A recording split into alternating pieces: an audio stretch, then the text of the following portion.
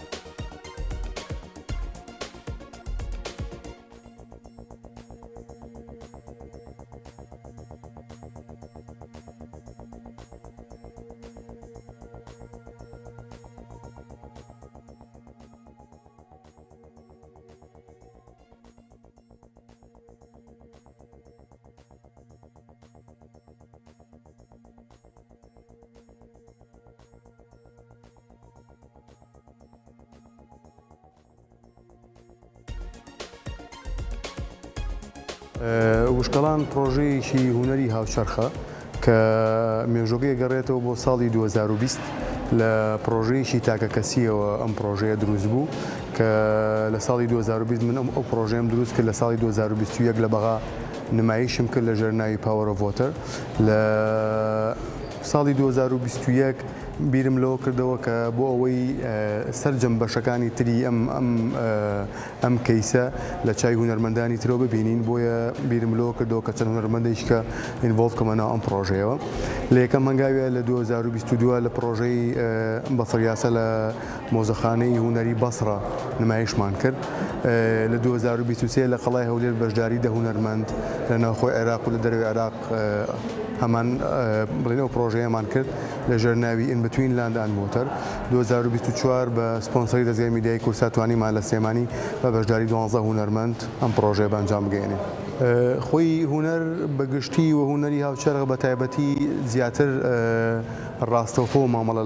لەگەڵ بینەرەکە و ڕاستەوخۆ واگە کە بینەر خۆی ببێ بە بەشێک لە ئەو پرسەی کە هونەرمەندەکە لە ئەو فۆرمە تایبەتی بۆ کۆنسێپتەکەی خۆی هەیەی پیشانی داوە.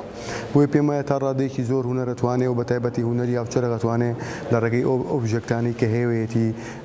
ئەو کارە سادە بە تەواوەتی پیشان بە و کاریگەری باشی دروست بکە. خۆی هونەرمەندەکان لە ڕووی ئایدنتیەوەدا بەشە بن بەسەر دوو بەرەیە. بەرەیەکیان لە ناوخۆی عێراقن لە کوردستان و ناوەڕاست و باشووری عێراق و بەرەیەکیان لە دەرەوەی عێراقن و پرسەکە بۆ هونەرمەندەکان بۆ ئەوانەی کە ڕاستەوخۆ بەر ئەم پرسی ژینگەی ئەکەون لە ناوخۆی عێراقە پرسەکە